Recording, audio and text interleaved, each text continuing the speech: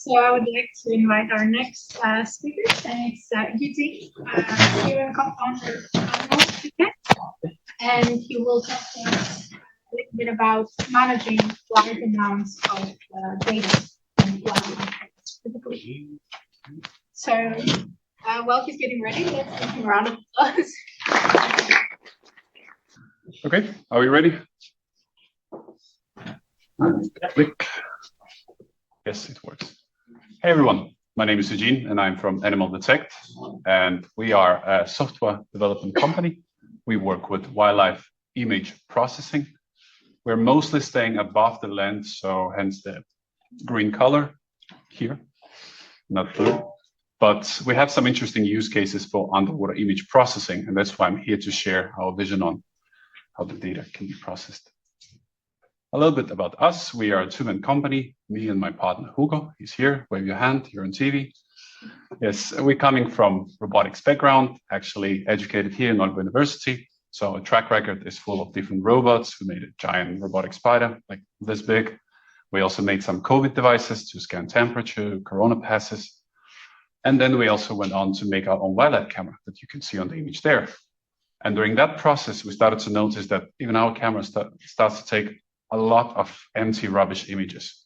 So every time we collect a data set, half the images are empty. So we were curious, why that happens? And when we look online, is it only us? Is it our bad design? And we noticed that no, there are petabytes of wildlife images generated every year. Petabyte is million gigabytes, for those who don't know. And that's just conservative estimate. So when we went on to university researchers and to landowners to talk about our camera, we kept hearing the same quotes that I collected here. We have 3 PhD students to look through the data, or we have a couple of terabytes of data and we don't have resources to look at them. They just sit here in a pile. And then my favorite one, I have collected 500 images of hazel mouse, and I need to look through them now, find that mouse and put each detection into Excel table. And we've seen those images. It's indeed not very fun. It's just a night image, a lot of grass, and there is a mouse somewhere. So we started to think and made a hypothesis. People that work with images are happy when they get to do this, and they're not happy when they get to do this. So more wildlife, less screen time. And this is how we came up with the idea called Animal Detect, which is an online platform. You don't need to download anything. You go there, make an account, start to use it. You don't need to know how to code. It's absolutely not technical. So even your least technical colleagues can go on and use it. It's very explained. And it's also GDPR compliant. We do not share data with third parties. Your data is your data, okay? You can use it on the terrestrial images, on the drone footage, and also on underwater, as I'll show now. There are 3 simple steps how to use the platform when you're there. First step, quite trivial. You create a project with your name, description, country tag. It can be one period of data collection or some group of devices where you collect data. And then you upload it. Yeah, this step, the speed depends on where your location is comparing to our server, which is in Europe. Once you've done that, you go to the next step where the magic happens. On the left side, AI will sort all the images with relevant detections, with objects you want to see. And in this case, we have processed a fish data set. So as you can see on top, we have 1,277 images with some fish detected on it. And on the right side, you can see there's above 4,000 images with nothing on them. So that would be your time spender, the big one, where you sit and look for empty images. And there are 26 pages of something with detection. It probably takes you 2 to 3 minutes to scroll down, verify, all good, all correct, right? But AI is only now what can be 98, 99% perfect. So there are some cases like that one. There's clearly a fish in the discarded pile. Boo. So what can we do with this? We added the annotation menu. I think there's a video that needs to be played. Yep. Yeah.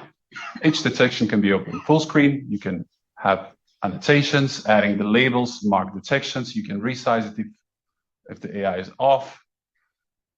That's my OCD kicks in and I start to do a lot of actions. Yeah, you can draw more detections. If you have more than one animal in the image, you can remove detections and do anything that annotation editor should allow you to do. Yeah, and you can also shuffle through the images to keep them full screen if you need that. Once this step is done, we're moving on to the last step, which is sorting, categorization, classification, how you call it. And in case with land animals, there are many AI models that can recognize them specifically, like there's SpeciesNet released by Google last month. It can do 2,000 different animal species to the deepest levels of taxonomy, the breeds, the kingdom, everything. But sometimes you deal with data that just doesn't have good AI models, but you need still to sort through it. That's why you can use this approach. You create categories on the right side. The camera hides the button, but it's there. It's to create a category. And then on the left side here, you can see all the fish, or any detection in this case, being sorted by similarity. So fish that looks similar to each other will be grouped up together in one area. You can see on the bottom part, there's one fish, on the top part, there's another fish. I probably should know the species of this fish since I'm here, but I don't, sorry. Yeah, this method was also helped and suggested to us by Stefan and Malte. Thank you, guys. It's called embedding. And it helps to process tons of data when you don't have an AI model. Basically, they're all listed. You can highlight, like in your folder, 200 images with your mouse, select, drop into a category, move on. And when this work is done, when you have taken the time to upload, filter, classify, we can see what results can we get. And there are mostly three types. You can get your sorted data back, all the folders with nice images. You can get key information like this pie chart, or a bit more boring CSV file with your detections, with your metadata, all the relevant information. Or you can get annotations. This is for people who want to train AI models further using results of this process. So for example, Coco label in YOLO format. And then we made a feature for project reporting to provide traceability of data. We made mapping.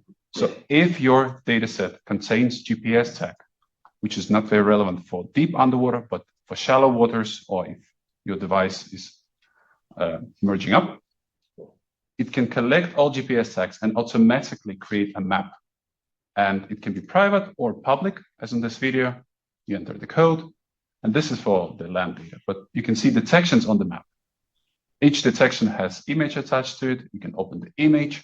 This is drone collection at night. You can set deer 100 meters down. So you have full traceability of your data. You can share this link with your shareholders, with your partners, globally on social medias, and you can open this link for everybody to see if they know the 5 letters code. And we think this has some use case for the water data when it has GPS tags. But yeah.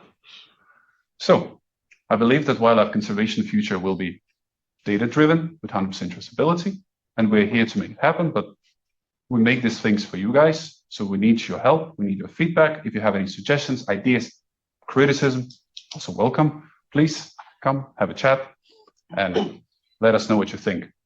And everything you've seen here is available online. It's up and running. You can go create an account. There's free data given. Just have fun with it. Try to break it, and email if you do, please. So thank you for listening.